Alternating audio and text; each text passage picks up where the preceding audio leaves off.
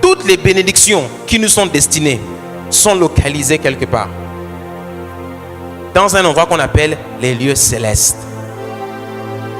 Regarde, il y a un passage dans le livre de Corinthiens où on dit que Jésus-Christ est toujours oui. Il n'est que oui. Il a dit tout ce que vous demanderez en mon nom, mon Père vous l'accorde. Tout ce que vous demanderez en mon nom. Alléluia.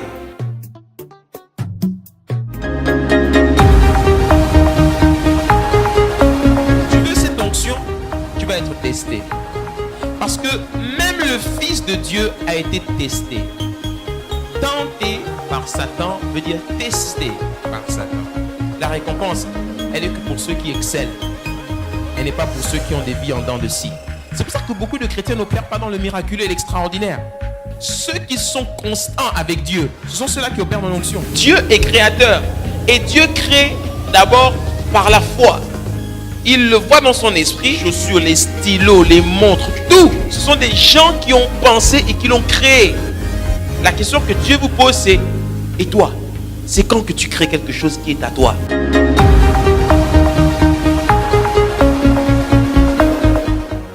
Il y a une lumière qui est bien plus puissante que la lumière du soleil.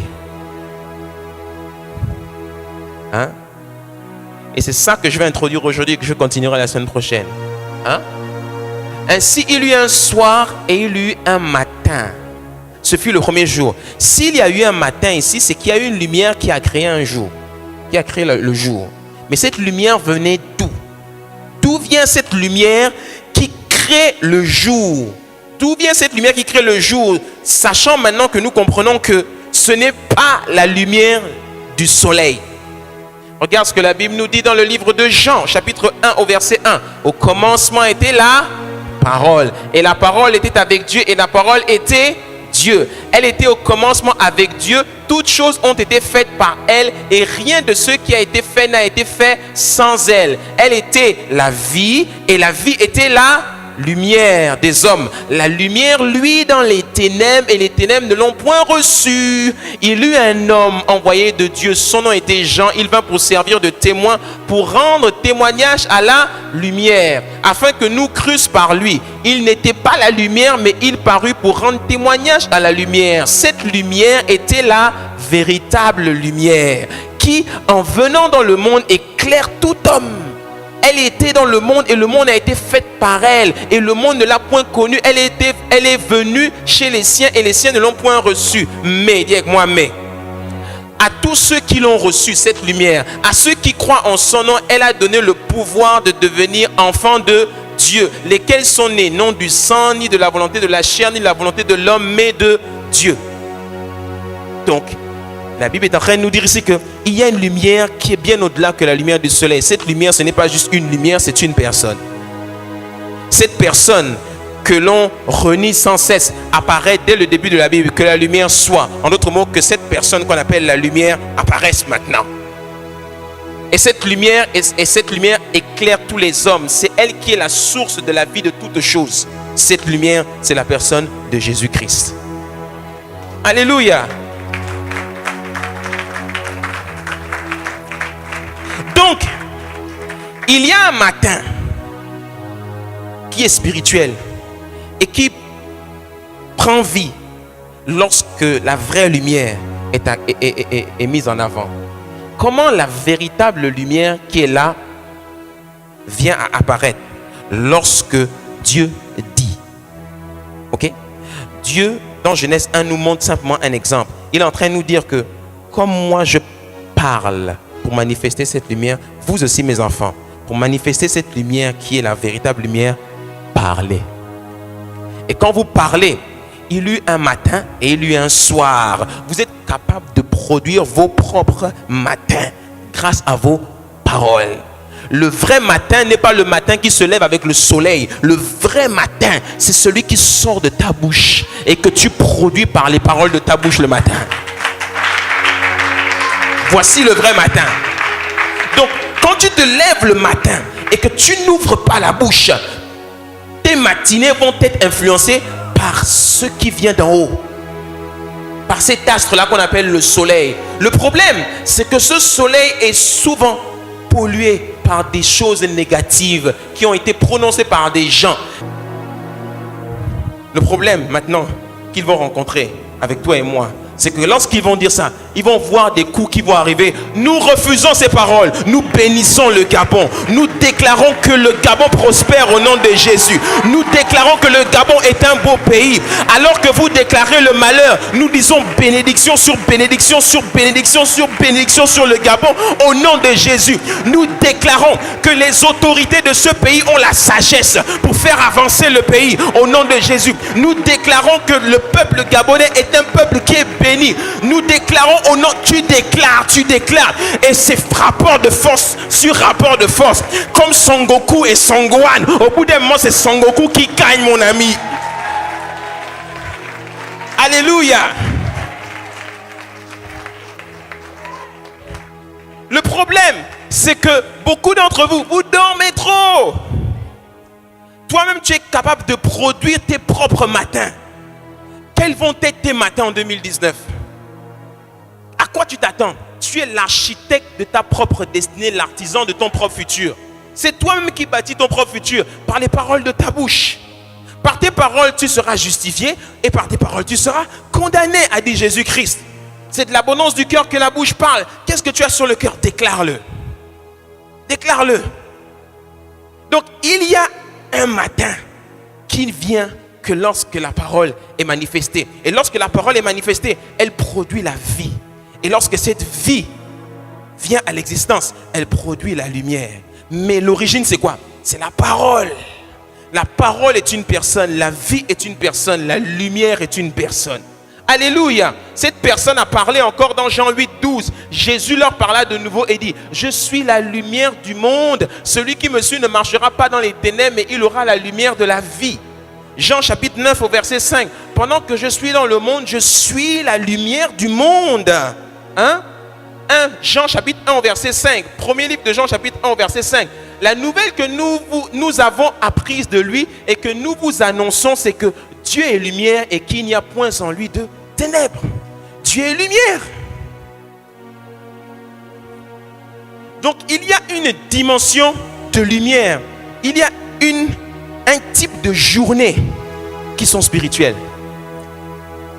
Moi, Luc Ondias, j'ai pris la décision qu'en 2019, c'est moi-même maintenant qui vais produire mes matins. Je refuse d'être encore influencé par le soleil et toutes les incantations de ces sorciers-là. Je possède ma propre destinée au nom de Jésus. Mais j'ai compris qu'il y a un mystère lorsqu'on se lève avant ces commandants en chef de la journée et de la nuit. Alléluia. Regarde ce que la Bible dit encore dans le livre de Jacques. C'est un verset très important. Lis bien ce verset.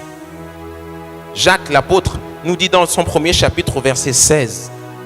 Ne vous y trompez pas, mes frères bien-aimés, toute grâce excellente et tout don parfait descendent d'en haut du Père des Lumières, chez lequel il n'y a ni changement ni ombre de variation.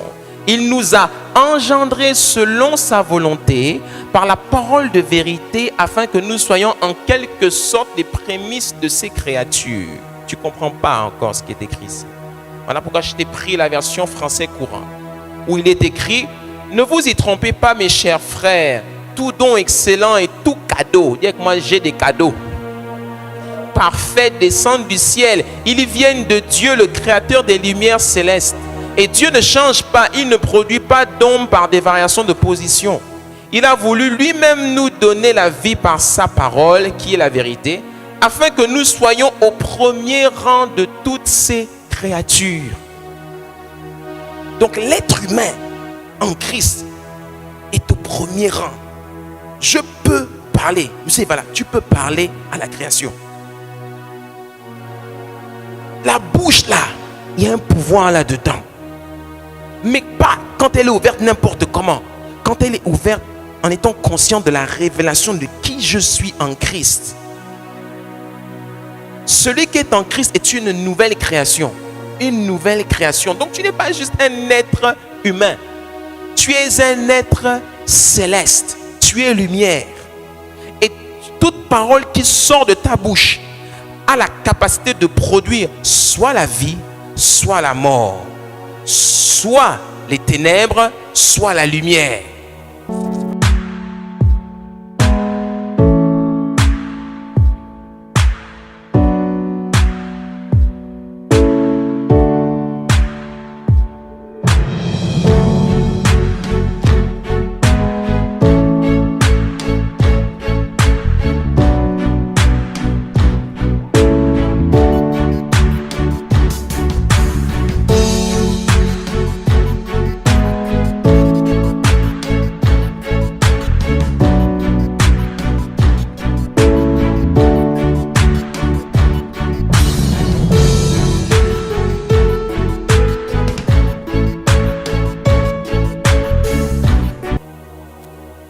Voilà pourquoi, quand Job se plaignait pendant toute sa vie, il obscurcissait les desseins de Dieu parce que par ses paroles, il produisait les ténèbres. Et ça bloquait les desseins de Dieu. Et c'est pour ça que Dieu lui dit, as-tu déjà commandé au matin, alors que moi je m'efforce de faire lever le soleil sur le bon, même sur le méchant, toi tu viens obscurcir tes journées avec tes mauvaises paroles. Tu pries même pas. Beaucoup d'entre vous, vous êtes bloqués depuis, vous souffrez depuis, parce que vous ne priez pas. Mais toi, depuis là, il y en a, au lieu de vous lever le matin pour prier, vous préférez passer 30 minutes, 1 heure devant un bon petit déjeuner à boire du iced tea, du thé ou de la tisane, ou bien je sais pas quoi, un bon chocolat. Tu passes 30 minutes, mais tu as passé 2 minutes dans la prière avec Dieu. Tu bois ça tranquillement, doucement, tu dégustes comme si ta vie en dépendait. Il y en a, vous vous levez le matin, vous priez à peine 10 minutes, 5 minutes, en disant, ok, en 5 minutes, j'ai réussi à influencer le soleil. Et tu vas passer 2 heures dans les embouteillages pour sortir d'Akranda. Et tu es là. Et en plus, dans la voiture, tu écoutes la radio, tu danses, tu écoutes les informations, tu écoutes plein de choses qui te polluent. Le premier fils de lumière, Jésus-Christ de Nazareth lui-même, qui est apparu, nous montre l'exemple. Marc 4, verset 37. Il se leva un grand tourbillon et les flots se jetaient dans la barque, au point qu'elle se remplissait déjà. Et lui, il dormait à la poupe sur le coussin. Ils le réveillèrent et lui dirent, Maître, ne t'inquiètes-tu pas de ce que nous périssons? S'étant réveillé, il menaça le vent et dit à la mer, Silence, tais-toi! Et le vent cessa et il eut un grand calme. Voilà quelqu'un qui savait qui il était. Il parlait à la création. Dans le livre de Matthieu, chapitre 14, verset 25, à la 4e veille de la nuit, Jésus alla vers eux marchant sur la mer ou sur les eaux. Ce gars, mon Jésus, dis avec moi mon Jésus, si quelqu'un veut confronter ton Dieu, tu dis écoutez, vous, vos dieux, vos prophètes, vos tout ça là, ils n'ont pas marché sur les eaux. Vos dieux, vos prophètes, tout ça là, ils n'ont pas parlé aux arbres. Ils n'ont pas dit tais-toi à la tempête. Pire encore, vous priez des gens, vous les adorez, vous les adulez. Ils sont morts, ils sont où? Même leurs tombeaux sont perdus. Moi, il est ressuscité. Qui est le véritable Dieu entre nous? Qui est le véritable? Donc arrêtez de vous poser la question qui est le vrai. C'est lui le vrai. C'est lui le vrai. Alléluia. Il y a une véritable lumière qui se produit quand tu ouvres la bouche. Jésus-Christ est la parole. Et chaque fois que tu ouvres la bouche, cette lumière vient à l'existence. Elle apporte la vie à tout ce qui t'appartient autour de toi. Alléluia. Je vais clôturer mon message. Maintenant, je m'arrête sur le mystère du deuxième ciel. Le deuxième ciel, ce n'est pas le troisième ciel. Le troisième ciel est contrôlé par les anges de Dieu et Dieu lui-même. C'est là où Dieu est assis à la droite, Jésus-Christ est assis à la droite du Père. Le deuxième ciel est ce lieu-là où les anges travaillent. Il y a les anges de Dieu et il y a les anges méchants. Livre de Marc, chapitre 16, au verset 19, le Seigneur, après leur avoir parlé, fut enlevé au ciel et il s'assit à la droite de Dieu. Colossiens 3, verset 1, depuis 3 versets. Si donc vous êtes ressuscités avec Christ, cherchez les choses d'en haut où Christ est assis à la droite de Dieu. Dis avec moi, à la droite de Dieu. Éphésiens 2, verset 6, il nous a ressuscités ensemble et nous a fait asseoir ensemble dans les